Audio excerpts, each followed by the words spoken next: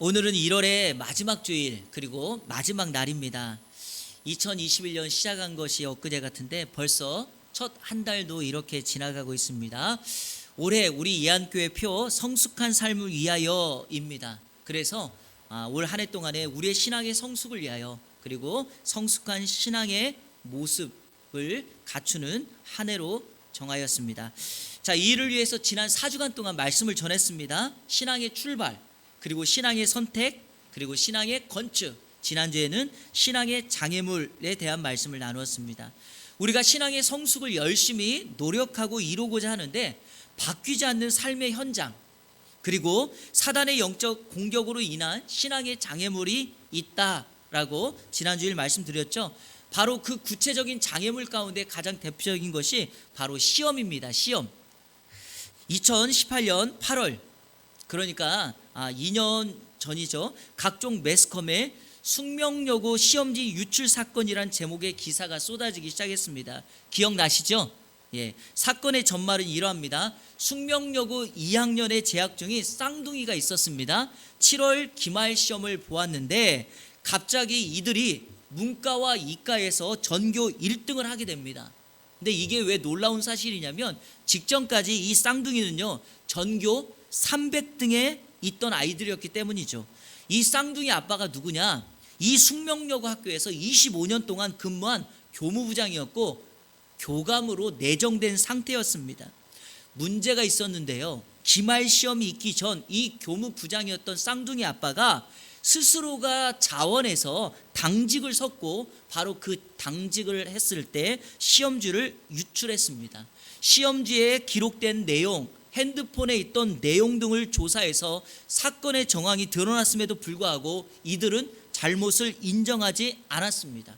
결국에 감옥에 갇히게 되는 실형을 받게 되었고요. 아직까지도 이 소송이 끝나지가 않았습니다. 여러분, 그 결과가 무엇인가? 아버지는 학교를 그만두게 되었어요. 쌍둥이는 퇴학을 당하게 되었습니다. 이런 결과를 맞이하게 된 것이죠. 세상의 경쟁에서 앞서고 싶은 마음이 이와 같은 잘못된 선택을 하게 합니다. 저는 이것을 보면서 시험이라는 것을 생각해 보았습니다. 우리나라는요 어릴 적부터 사람들을 시험 그리고 그 받은 점수로 등급을 매깁니다. 시험 점수가 높은 아이는 잘하는 아이, 시험 점수가 낮은 아이는 떨어지는 사람, 이런 식으로만 살아갑니다. 그래서 어떻게 해서든지 시험 점수를 잘 받으려고 노력합니다. 노력하는 정도가 아니죠. 시험지를 유출합니다. 대리시험도 보게 하고요. 레포트도 대신해서 쓰게 합니다. 자, 여러분, 시험이 무엇인가? 시험이라고 하는 말을 사전에서 찾아보니까 다음과 같은 뜻이 있습니다. 우리 한번 읽어볼까요? 자막을 통해서 시작. 지식이나 재능, 실력 따위를 일정한 절차에 따라 알아보고 평가함. 그러니까 여러분, 시험이 무엇입니까? 어느 적당한 절차를 가지고 그 사람의 수준이나 지식이 어느 정도인가를 평가하는 것입니다. 그래서 학교에서는요 학기 중간이나 학기 말이 되면 시험을 쳐서 학생들의 실력을 평가하고 측정하는 것입니다. 자, 여러분 보세요. 300등을 하던 쌍둥이가 갑자기 하루아침에 전교 1등을 했어요. 여러분, 그게 그 사람의 실력입니까? 점수를 잘 받아서 시험을 잘 본 겁니까? 아니죠. 그 학생은 시험을 잘 본 것이 아니라 시험을 못 본 것입니다. 왜냐하면 시험을 잘 봤다는 말이 무엇입니까? 점수가 높다라는 것이 아니라 자신의 현재 실력과 수준을 정확하게 평가하는 것이 시험이기 때문에 시험을 잘 봤다는 것은 무엇인가요? 내 실력만큼 나오는 거예요. 중요한 사실은요, 신앙의 세계에도 이와 같은 시험이 있습니다. 그러므로 신앙의 실력과 수준을 갖추고 신앙을 성숙하게 하여서 우리에게 찾아오는 신앙의 시험을 승리로 바꾸는 저와 여러분들이 되어야 할 줄로 믿습니다. 자, 그래서 오늘 본문 말씀을 중심으로 오늘 우리 가운데 찾아오는 신앙의 시험에 대해서 함께 살펴보려고 합니다. 오늘 말씀을 세 가지로 좀 나누려고 하는데, 첫 번째, 오늘 시험의 본질이 뭐냐? 자, 두 번째, 시험의 내용은 무엇이고 우리는 어떻게 이 시험을 이길 수 있는가에 대한 말씀을 나누도록 하겠습니다. 자, 첫 번째, 시험의 본질에 대한, 이 시험의 본질이 뭐냐? 여러분, 우리가 살펴볼 시험은 삶의 영역에서, 그러니까 우리가 살아가는 영역에서 나타나기보다는 신앙의 영적인 시험입니다. 영적인 시험. 그래서 마귀나 사단이 하는 시험이죠. 우리가 수학 문제나 국어 문제를 푸는 것이 아니라 마귀와 사단이 하는 시험입니다. 마귀가 하는 시험의 목적은 딱 하나입니다. 그것은 바로 우리를 넘어뜨리는 것, 우리가 쓰러지는 것, 그것을 원합니다. 그래서 하나님과 멀어지게 하는 것이 사단의 시험, 마귀의 시험입니다.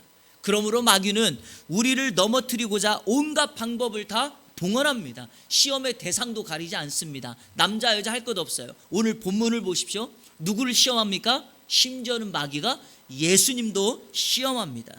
그래서 오늘 이 시험이 왜 이렇게 중요한가? 예수님이 받으신 시험이기 때문에 이 시험은 오늘 이 땅을 살아가는 저와 여러분들, 크리스찬들, 예수님을 따르는 사람들에게 가장 중요한 모습입니다. 만약 예수님께서 오늘 본문의 마귀의 시험에 실패했다면 이 땅 살아가는 저와 여러분들이 만나는 영적인 시험에 우리는 이길 방법이 없죠. 왜냐하면 예수님도 패배했는데, 그러나 반대로 오늘 본문에서 예수님이 승리하셨지 않습니까? 예수님이 이겼기에 오늘 우리도 예수님처럼 이길 수 있는 방법이 있습니다. 마귀가 하는 시험의 본질은요, 약점과 강점입니다. 약점과 강점. 한번 따라 보세요. 약점, 강점. 왜 약점과 강점을 사단이 이용하는가? 이유가 있어요. 여러분, 우리가 가장 쉽게 넘어지는 부분이 약점이고요, 가장 쉽게 넘어지는 부분이 강점이에요. 약점이라는 말 때문에 여러분들 오해하시면 안 돼요. 예수님은 인생의 약점을 가지고 계신가? 그렇지 않아요. 이 약점이라는 표현은 지금 이 본문에서 예수님의 현재 상황이 힘들다라는 것을 말하는 것입니다. 바로 이런 것은 오늘 저와 여러분에게 해당되는 부분이죠. 직접적으로. 왜? 우리 인생은 늘 약점을 가지고 있으니까요. 자, 마귀가 이용하는 예수님의 시험 약점 두 가지를 여러분에게 소개하겠습니다. 첫 번째, 우리의 기대와는 다른 점. 한번 따라해 보세요. 기대와는 다른 길. 자, 오늘 본문 마태복음 4장 1절은 그때라는 말로 시작합니다. 그때는 마귀의 시험 사건 앞에 있는 마태복음 3장 13절부터 17절의 말씀입니다. 자, 이 말씀이 뭐냐? 예수님께서 요단강에서 세례를 받으시는 사건입니다. 자, 마태복음 3장 16절 17절 한번 보시겠습니까? 제가 읽어볼게요. 예수께서 세례를 받으시고 곧 물에서 올라오실새 하늘이 열리고 하나님의 성령이 비둘기같이 내려 자기 위에 임하심을 보시더니 하늘로부터 소리가 있어 말씀하시되 이는 내 사랑하는 아들이요 내 기뻐하는 자라 하시니라. 자, 예수님의 공생애가 시작됐음을 알리는 사건입니다. 예수님 당시에 처음으로 하늘의 문이 열리고 하늘과 땅이 연결되는 사건이 예수님이 세례받을 때이죠. 예수님을 통해서 하나님의 나라가 이 땅에 이루어지게 된다, 임하였다라는 것을 알리는 것입니다. 자, 그 사인으로 두 가지가 나타나는데 그 두 가지가 뭐냐? 하늘에서 성령이 예수님께 임하고요, 하늘문이 열려진 상태에서 하나님 아버지께서 예수님에게 말씀하십니다. 소리로 내가 너를 사랑한다, 너는 나의 기뻐하는 자다. 여러분, 이게 바로 대관식 아닙니까? 세상의 왕도요, 왕의 대관식을 할 때 화려한데 하늘의 대관식은 하늘에서 성령이 임하고 하나님의 말씀이 임한 놀라운 대관식이죠. 그러니까 이 사건은 정말 엄청난 사건이에요. 예수님 입장에서 생각해 보세요. 이렇게 놀라운 하늘문이 열리는 사건이니까 이 여세를 몰아서 예수님이 곧바로 뭘 하면 좋을까요? 공생애를 시작하면 좋은데 성경은 공생애를 바로 시작하지 않고 사단의 시험이 기다리고 있다라는 것입니다. 바로 이것이 우리 신앙에서 가는 딜레마이죠. 바로 우리의 뜻과 나의 뜻과 예수님의 뜻, 하나님의 뜻이 다르다는 것. 그때 어떻게 해야 됩니까?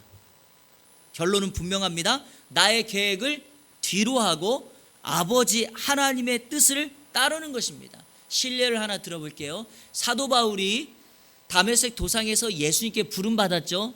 사도 바울은 자기 성격처럼 예수님께 부름받고 나자 곧바로 가서 복음을 전합니다. 그런데요, 사람들이 복음을 받아들이지 않습니다. 도리어 사도 바울을 두려워해서 피하고 바울을 공격하고 죽이려 듭니다. 왜 그럴까요? 하나님의 뜻은 거기에 있지 않았어요. 그래서 하나님께서 바울 사도를 아라비아 광야에 보내서 3년 동안, 다소로 보내서 10년 넘는 시간을 준비시키고 난 다음에 철저하게 바울 사도를 낮추고 난 다음에 하나님의 때가 되었을 때 하나님의 나라 확장을 위한 사도로 쓰임받게 됩니다. 바로 이것이 나의 뜻과 하나님의 뜻이 다르다는 거죠. 예수님 입장에서도요, 곧바로 나가서 하나님 나라 공생애를 시작하면 좋겠는데 사단의 시험이 기다리고 있다. 이게 바로 예수님이 갖는 첫 번째 약점이죠. 자, 약점의 다른 하나는 40일 금식하고 줄였다는 것입니다. 40일을 금식하고 줄였다는 것. 자, 오늘 성경 말씀 마태복음 4장 1절과 2절 다 같이 읽겠습니다. 시작. 그때 예수께서 성령에게 이끌려 마귀에게 시험을 받으러 광야로 가사 40일을 밤낮으로 금식하신 후에 줄이신지라. 자, 여러분, 배가 고프면 어디로 가야 됩니까? 식당으로 가야 되고 집으로 가야지 배고픔을 해결할 수 있죠. 그런데 마귀는 예수님을 광야로 끌고 갑니다. 광야에는 도와줄 사람이 없죠. 광야에서는 예수님의 배고픔의 문제를 해결할 방법도 없습니다. 바로 사단은 예수님의 가장 지금 상황과 형편을 알고 그분이 가지고 있는 취약점을 이용하고 있다는 거죠. 바로 그 부분입니다. 여러분, 혹시 마시멜로 실험이라는 이야기 들어보셨나요? 마시멜로 실험? 1970년 미국 스탠포드 대학에서 진행한 실험인데요. 당시에 3세에서 5세 아이들, 우리나라로 말하면 5세에서 7세 정도가 되는데 아이들에게 마시멜로를 하나 주고 이렇게 이야기를 한 거예요. 15분 동안 이 마시멜로를 먹지 않고 기다리면 마시멜로를 또 하나 줄 테니까 15분 동안 기다려야 돼 라고 하면서 그 아이들을 관찰한 거예요. 그리고 그때 실험에 참여했던 아이들을 오랜 시간이 흐른 뒤 약 20년 정도가 지난 후에 그 실험에 참여했던 아이들이 지금 어떻게 살아가고 있는가를 보는 거였어요. 그랬더니 이 스탠포드 대학의 연구팀이 이렇게 이야기한 거예요. 실험에 참여했던 아이들 가운데 그때 자기를 통제했던 아이들, 그러니까 15분 동안 먹지 않았던 아이들, 마시멜로를 먹지 않았던 아이들이 먹었던 아이들보다도 성공적인 삶을 살더라라는 보고를 한 거예요. 이거는 틀린 것은 아니에요. 물론 이 실험에 대해서 지금 학자들 간에 문제를 제기하고 실험 자체가 잘못됐다고 의문을 제기하는 사람들이 많아요. 하지만 제가 여러분들에게 제기하고 싶은 것이 있어요. 여러분, 왜 하고 많은 것들 중에 마시멜로일까요? 왜 이 실험을 마시멜로로 했을까요? 3세, 5세, 우리나라로 말하면 6세, 7세 아이들에게 가장 유혹이 심한 게 마시멜로. 마시멜로 뭔지 알죠? 초코파이 안에 그 하얀 그 크림 같은 그게 마시멜로거든요. 3, 5세 아이들에게 가장 유혹이 심한 것, 이게 바로 마시멜로예요. 자, 그러니까 제가 여러분에게 강조하고 싶은 것은 이겁니다. 우리의 마시멜로가 있다는 거죠. 그게 우리의 가장 취약한 약점이죠. 그것만 보면, 그것만 잡으면, 그것만 만나면 내가 여지없이 넘어지는 것, 그 마시멜로에 우리는 약점이 되어서 여지없이 내 인생이 무너지고 맙니다. 그 마시멜로를 주의하셔야 됩니다. 자, 또 하나 강점도 공격해요. 강점. 여러분, 내가 가장 자신 있어 하는 것, 이것만큼은 내가 제일 잘한다는 것, 그것 때문에 사단은 그 강점을 공격합니다. 누군가가 나의 강점을 침범하거나 무시하면 견디지를 못해요. 일반적입니다. 가정에서 요리는 누가 합니까? 아내나 엄마가 하지 않습니까? 대부분 엄마들은요, 요리에 대한 자부심도 강해요. 그런데 엄마가 요리를 했는데 거기다 대고 감히 자녀들이, 남편이 짜네, 싱겁다, 시켜 먹는 게 낫겠다. 여러분, 이러면 어떻게 되겠어요? 아무리 착하고 순한 엄마라도 참지 못하고 불같이 화를 낼 것 아니겠습니까? 제 아내도 그럴 거예요. 요리부심이 강한 사람에게 강점을 건드리면은요, 그렇게 되는 겁니다. 자, 그러면 예수님의 경우를 한번 보자는 거예요. 예수님의 강점이 무엇인가? 오늘 성경 말씀 3절과 6절에 반복되고 있는 단어가 하나가 있어요. 보십니까? 어떤 걸까요? 3절과 6절에 바로 이 단어입니다. 내가 만일 하나님의 아들이거든, 이거예요. 잘 아셔야 되는데, 자, 여러분, 예수님이 하나님의 아들이 맞습니까? 틀립니까? 맞아요. 근데 여러분, 자, 맞는데 뭐라고 말하죠? 만일 그랬어요. 이 전제 조건이 뭡니까? 내가 하나님의 아들이 아닐 수도 있다는 거예요. 여러분, 우리 집에 금부치가 있는데 우리 집에 금부치, 장롱 속에 금거북이가 있다? 애들이 자꾸 뭐라고 얘기해요? 확인시켜 달라는 거 아닙니까? 그래서 집에 가서 장롱에서 엄마 아빠 몰래 금부치 갖다 주면 여러분 잃어버릴 확률 높아요. 지금 마귀가 예수님의 강점, 하나님의 아들인데 하나님의 아들이라고 자존심을 건들기 시작합니다. 여러분, 이것이 위험한 거예요. 우리가 시험 받을 때도 마찬가지입니다. 주변에서 많은 사람들이 이런 얘기 합니다. 너 하나님의 자녀라며, 하나님이 너의 아버지라며, 근데 왜 너한테 이런 일이 벌어지나? 그러면서 자꾸 또 옆에를 봐요. 김대리 봐봐, 김대리 예수 안 믿어도 저렇게 잘 살잖아. 야, 하나님 없어, 하나님 없단 말이야.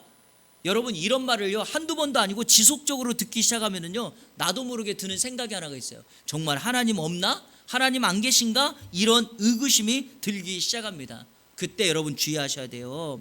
그런 생각 하시면 안 돼요. 왜? 주님을 피눈물 나게 하는 거예요. 대신에요 그런 선택을 하면 마귀는 어떻게 하는 줄 아세요? 미소 짓습니다. 실제로 우리 하던 일이 벌어졌어요.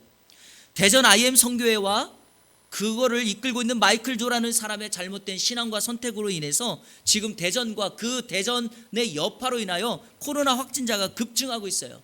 더 이상 시민들은 참지 못하고요 공개적으로 기독교와 목사들을 비난하기 시작했어요. 급기야 어떤 일이 벌어졌는가? 이틀 전 29일에 한국 기독교를 대표하는 단체장들이 대국민 사과를 하기까지에 이르렀습니다. 여러분, 그렇게도 한국 사회 기독교와 목회자들이 우리는 짧은 시간, 짧은 기독교 역사 속에서 이와 같은 성장과 성공을 이루었다고 자부하지 않았습니까? 그런데 여러분 보세요. 그렇게 하나님 앞에서 하나님이 우리들은 코로나로부터 지켜준다라고 했던 이 교회, 선교회 목회자들이 어떻게 됐습니까? 코로나에 감염되고 말았지 않습니까? 정말 마귀를 미소짓게 하는 일들 아닙니까? 기억하셔야 됩니다. 지금은요 우리 기독교 교회를 부흥과 번영을 자랑할 때가 아닙니다. 지금은 예수님께서 아무도 돌아보지 않았던 병자, 세리, 과부, 어린이들을 돌보시고 만나주신 것처럼 우리 교회와 성도들은요 코로나로 인해서 아파하고 힘들어하고 있는 이웃들과 영세업자들과 주변을 섬기는 사랑이 필요한 때입니다.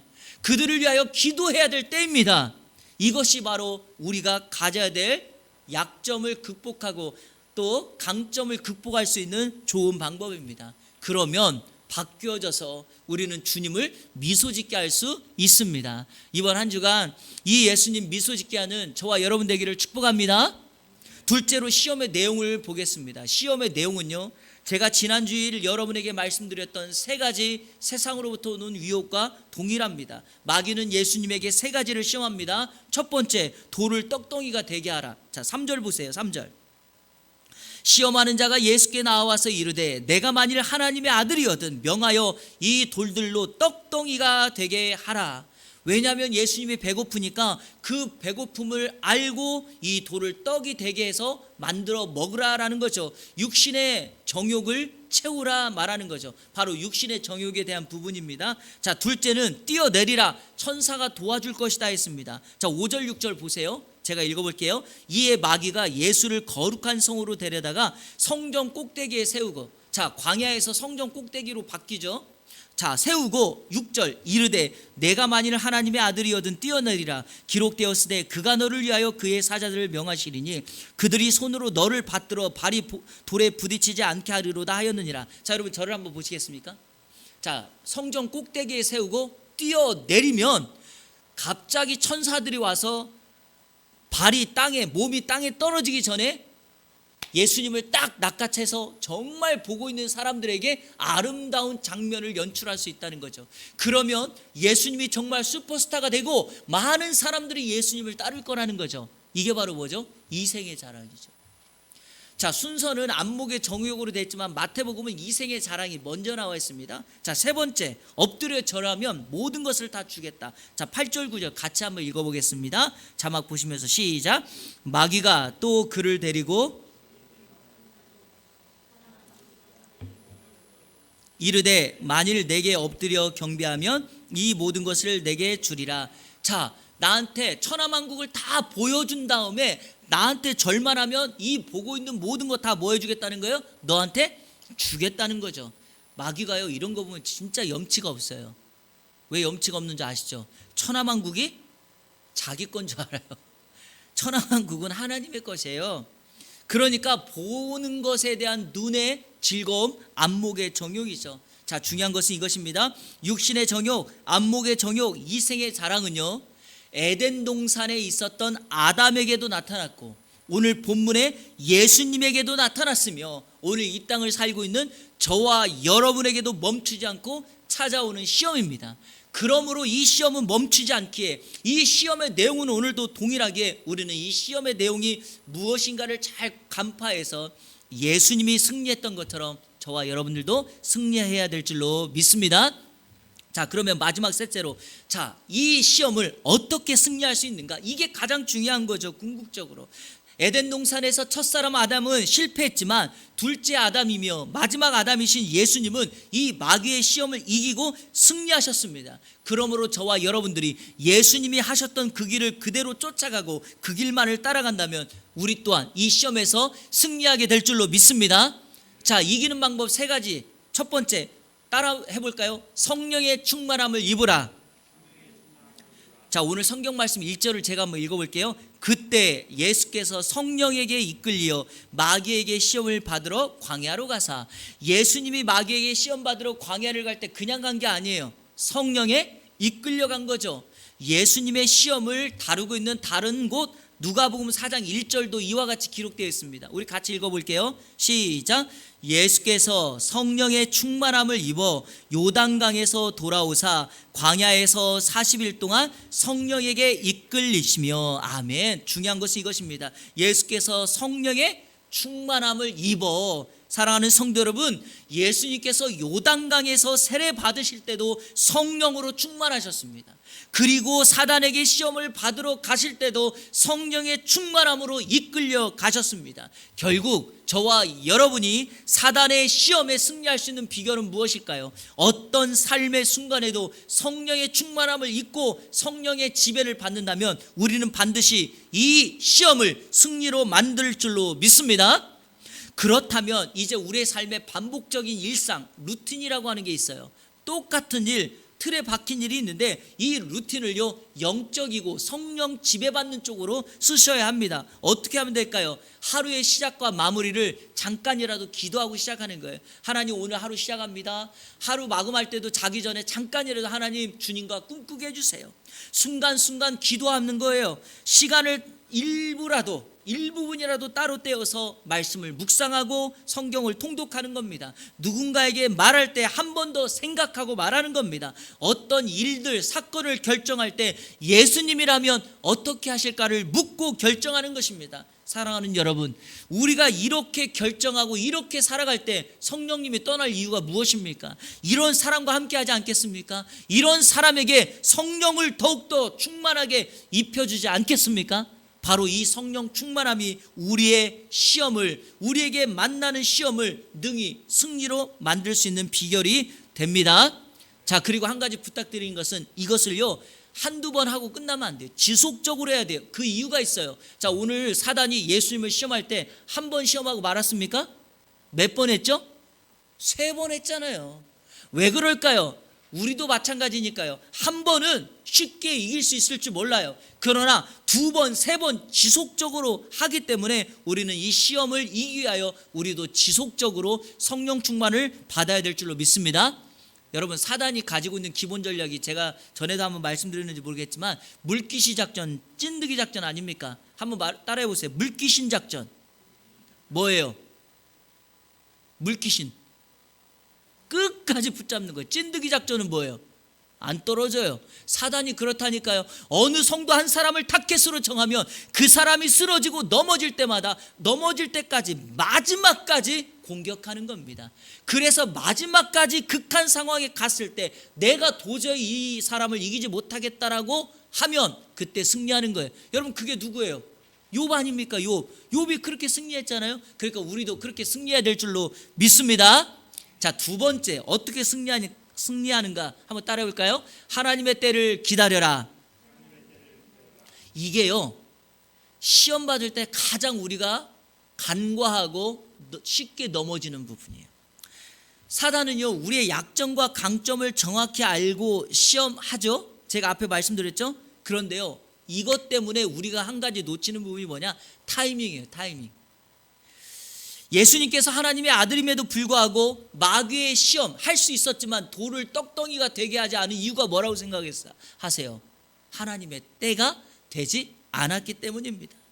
할 수 있었지만 지금이 하나님의 때가 아니에요. 예수님은 때가 참에 이 땅에 오셨죠. 예수님은 때가 참에 공생애를 시작하시고, 예수님은 하나님의 때가 차야 십자가를 지시고, 예수님은 때가 돼야지만 부활하시고, 예수님은 때가 돼야지만 하늘로 승천하시고, 마지막 예수님은 때가 돼야지만 이 땅에 다시 오실 줄로 믿습니다. 바로 하나님의 때가 중요한 거예요. 그러면 예수님의 공생애는 언제부터 시작하나요? 마태복음 4장 17절이 그 시작이에요. 자, 한번 읽어볼게요. 이때부터 예수께서 비로소 전파하여 이르시되 회개하라, 천국이 가까이 왔느니라 하시더라. 이때부터예요. 이때부터가 언제입니까? 마태복음 4장 11절까지 이 마귀에게 시험을 받고 난 이후에 예수님께서 갈릴리 지역으로 가세요. 바로 그 지역에 가셔서 있을 때, 그때부터 공생애가 시작되는 거예요. 그러니까 광야에서 마귀의 시험을 대응하는 것은 하나님의 때가 아닙니다. 그때 우리가 할 수 있는 때가 아닌 거죠. 우리가, 여러분, 지금 한국 사회에 백신이라는 거 있잖아요. 코로나 백신 이미 이제 가져왔잖아요. 이 백신의 논쟁이 뭡니까? 언제 접종해야 되는 거 아닙니까? 언제 접종해야 돼요? 왜냐하면 너무 미리 접종하면 이후에 추가로 접종해야 될 횟수가 많아질 수 있고, 또 너무 늦게 접종하면 백신 효과가 떨어질 수 있는 것 아닙니까? 여러분, 백신 타이밍도 이렇게 중요한데, 우리의 영혼과 생명에 직결된 사단의 시험을 이기는 때, 하나님의 때를 분별하는 것이 얼마나 중요합니까? 그래서 우리는 할 수만 있다면 우리 인생에서 가장 중요한 하나님의 때를 분별하여 우리에게 다가오는 시험을 승리로 만드는 우리 이 안에 모든 성도님들 되시기를 주님의 이름으로 축원합니다. 마지막 세 번째, 하나님의 말씀으로 무장하라. 따라해 보세요. 하나님의 말씀으로 무장하라. 말씀은 성령의 검입니다. 영적 전쟁에서 유일한 공격용 무기는 바로 하나님의 말씀입니다. 에베소서 6장 17절 자막 한번 보실까요? 구원의 투구와 성령의 검 곧 하나님의 말씀을 가지라. 하나님의 말씀이 뭐예요? 성령의 검입니다. 자, 히브리서 4장 12절 다 같이 읽겠습니다. 시작. 하나님의 말씀은 살아있고 활력이 있어 좌우의 날선 어떤 검보다도 예리하여 혼과 영과 및 관절과 골수를 찔러 쪼개기까지 하며 또 마음의 생각과 뜻을 판단하나니. 하나님의 말씀은 살아있고 활력이 있어. 자, 보세요. 좌우의 날선 어떤 검보다도 뭐하다? 예리하다는 거예요. 칼이요 좌우에 날이 서 있어요. 그게 바로 하나님의 말씀입니다. 자, 그러면 예수님께서 마귀의 시험에 대응하는 모습 보세요. 자, 4절 이렇게 말합니다. 예수께서 대답하여 이르시되 뭐하였으되? 기록되었으되라고 하면서 신명기 8장 3절을 인용하세요. 자, 두 번째 시험에 7절에서 예수님께서 이렇게 대응하십니다. 예수께서 이르시되 또 기록되었으되라고 하면서 신명기 6장 16절 말씀을 인용하세요. 자, 마귀가 했던 세 번째 안목의 정욕에 대한 시험에 10절에 예수님이 이렇게 말씀하십니다. 이에 예수께서 말씀하시되 사탄아 물러가라 기록되었으되라고 말하면서 신명기 6장 13절을 인용하십니다. 자, 무슨 의미입니까? 사단의 시험에 우리가 궁극적으로 맞설 수 있는 것은 무엇일까요? 하나님의 말씀밖에 없습니다. 저와 여러분들이 하나님의 말씀으로 무장하고 하나님의 말씀인 성령의 검을 날카롭게 연마하고 다듬는다면 우리는 우리에게 찾아오는 사단의 시험을 능히 이기게 될 줄로 믿습니다. 그래서 여러분, 말씀의 칼을 잘 가르세요. 시간 날 때마다 묵상하시고 통독하세요. 어느 시간이 되든지 말씀 읽는 것, 말씀을 묵상하는 것, 말씀을 듣는 것을 내려놓으시면 안 돼요. 할렐루야. 왜냐하면 그 순간 우리는 말씀의 칼이 더 날카롭게 갈려진다는 거 기억하십시오. 제가 이거 할 때마다 종종 사용하는 예약 가운데 이런 게 있어요. 여러분 일본 사무라이 영화에 보면 내 칼이 정말 날카로운가를 확인하기 위해서 이런 거 보셨죠? 종이나 수건 같은 거 위로 확 던진 다음에 칼을 그 위에다 딱 놓으면 어떻게 되죠? 스르륵 하고 갈리는 거 있죠? 이렇게 돼야 돼요. 우리가 말씀을 연마할 때 이렇게 돼야 돼요. 근데 자 여러분 생각해 보세요. 사단이 내 앞에 왔어요. 내 성령의 검을 빼야 돼요. 뒤에서 빼든 허리춤에서 빼든 빼야 될 거 아닙니까? 근데 빼는데 안 빼져요. 왜? 녹슬어가지고 하도 말씀을 연마하지 않아 녹슬어가지고 빼지지가 않는 거예요. 그러면 사단이 뭐라고 하겠어요? 우리를 우습게 여기며 조롱하며 시험에 우리는 쉽게 빠지게 될 수밖에 없습니다. 말씀을 맺겠습니다. 멈추지 않는 사단의 시험이 끊임없이 옵니다. 사단은 우리의 약점과 강점을 정확하게 알고 노립니다. 멈추지 않는 육신의 정욕, 안목의 정욕, 이생의 자랑을 끊임없이 공격합니다. 우리에게 보이지 않는 또 다른 마시멜로를 제공합니다. 여러분 그 시험을 이기기 위해서 우리 어떻게 해야 됩니까? 오늘 이 세 가지를 꼭 명심하시기 바랍니다. 첫째, 어떻게 하라? 성령의 충만으로 입으라. 두 번째, 하나님의 때를 정확하게 분별하라. 세 번째, 매일매일 매순간 하나님의 말씀으로 무장하라. 이번 한 주간 신앙의 승리를 통한 성숙한 삶을 살아가는 우리 이 안에 모든 성도들 되시기를 우리 주 예수 그리스도의 이름으로 축원합니다. 우리 시간에 함께 결단에 찬양하도록 하겠습니다. 오래간만에 부르는 찬양인데요, 아무것도 두려워 말라. 여러분 두려워하지 마세요. 제가 오늘 아침에 교회 와서 기도하고 오늘 1월 31일 생명의 삶을 묵상하는데 예수님이 제자들과 이제 강을 건너는데 배에 예수님이 타고 있는데도 큰 놀, 풍랑이니까 제자들이 두려웠대요. 무서웠대요. 그때 예수님이 이렇게 말합니다. 어찌하여 두려워하느냐? 어찌하여 두려워하느냐? 여러분 왜 우리가 두려워요? 주님이 나와 함께 계시지 않는 것 같으니까. 그런데 여러분 아무것도 두려워하지 마세요. 오늘 찬양에 뭐라고 말합니까? 놀라지 마라, 겁내지 마라. 주님 나를 지켜주시네. 내 마음이 힘에 겨워 지칠지라도 주님 나를 지켜주시네. 세상의 험한 풍파 몰아칠 때도 주님 나를 지켜주시네. 한 번도 떠나지 아니하신 주님, 그리고 그 시험에서 승리하신 그 주님 따라갈 때 우리 또한 시험에서 승리하게 될 줄로 믿습니다. 함께 고백하며 찬양하겠습니다.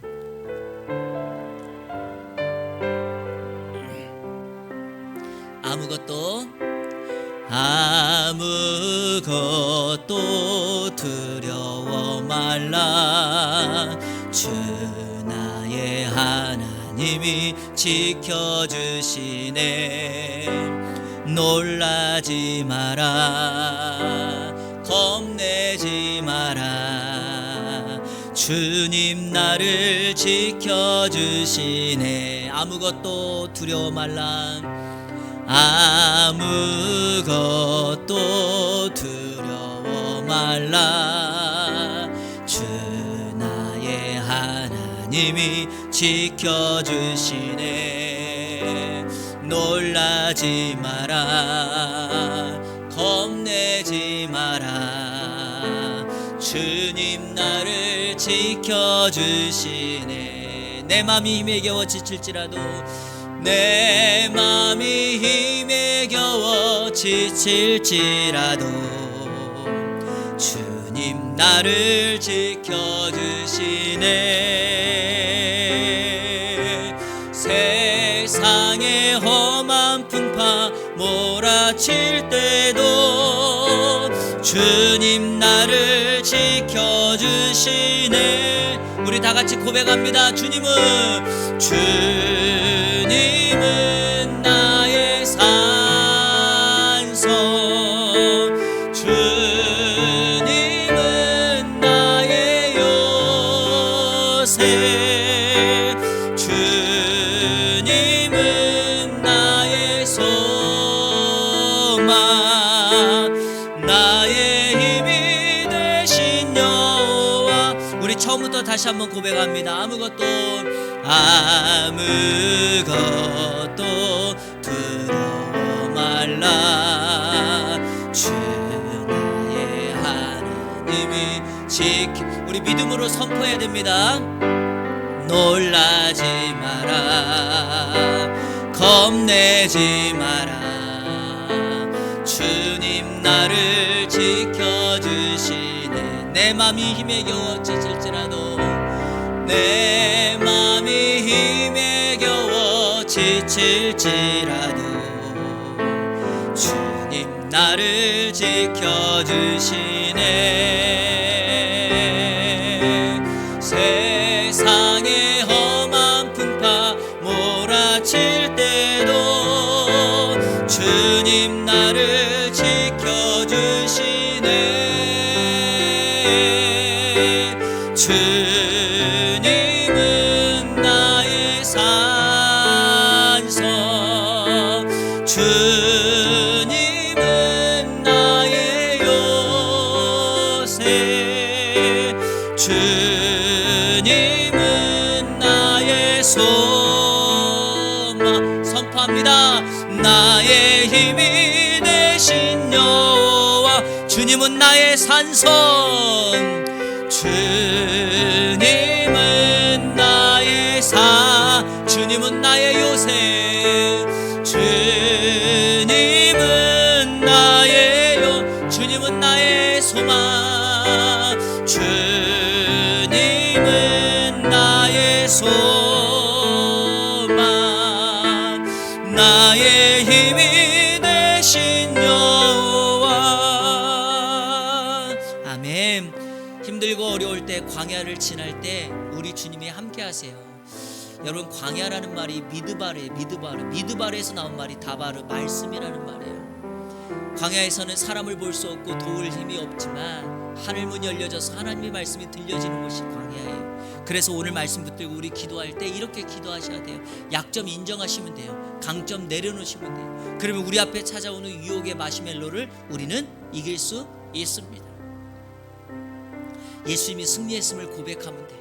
그리고 오늘 주신 말씀 세 가지, 성령의 충만함을 입으시고 하나님의 때를 분별하고 말씀으로 무장하면 예수님처럼 우리 앞에 놓여진 시험 이길 줄로 믿습니다. 우리 시간에 다 같이 합심하여 기도할 때, 하나님, 신앙의 승리를 통하여 시험을 이겨서 신앙의 성숙을 이루게 하여 주옵소서. 우리 다 같이 합심하여 기도합니다. 하나님 감사합니다. 거룩한 주일 구별하여 예배하며 하나님의 말씀을 들었습니다. 성숙한 삶을 위하여 오늘 그 5번째 시간으로 신앙의 승리에 대한 말씀을 나누었습니다. 사단의 시험 우리 가운데 너무나도 산적해 있습니다. 이곳저곳을 둘러보아도 우리가 가진 약점과 우리가 가진 강점으로 인하여 너무나도 쉽게 영적인 마시멜로에 빠져 유혹에 빠져 넘어갈 때가 많이 있었습니다.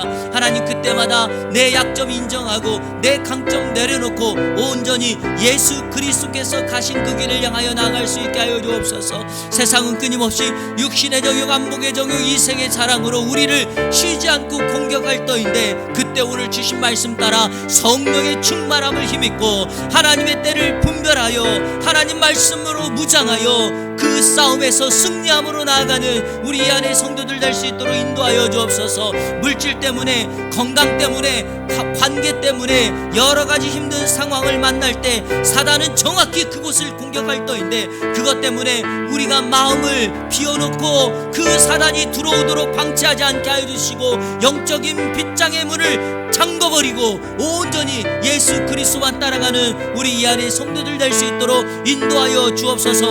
오늘 찬양했던 것처럼 이 찬양의 고백이 나의 고백이 되게 하여 주시고, 주님께서 어떤 상황 속에서도 나를 지켜주시고 나와 함께함으로 나의 산성이요 나의 요새시요 나의 소망이 됨을 선포하고 고백하여 나의 힘이 되신 여호와만을 많은 사람들에게 알리는 이번 한 주간이 될 수 있도록 인도하여 주옵소서. 감사합니다. 주님, 하나님 아버지 감사합니다.